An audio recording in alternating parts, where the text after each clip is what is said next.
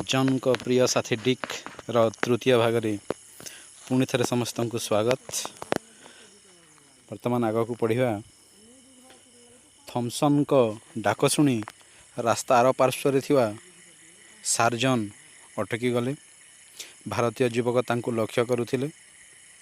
Surgeon तांको पाखरे थिबा कुकुर को कहिले, मो बंधु रास्तार अपर पार्श्व अछंती, मते टिके रास्ता पारी करई दे।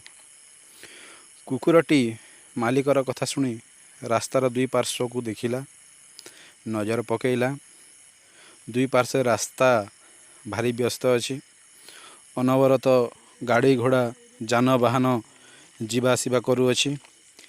टिकिए फांका मिलिले तो से रास्ता पारी कराइब।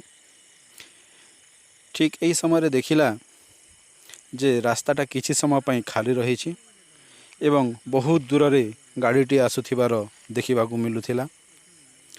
एही समय रे डिक ता मालिक सार्जन को रास्ता पारी कर देबा पई उपयुक्त समय भाविला एवं से निज मालिक सार्जन को रास्ता पारी कराई देला।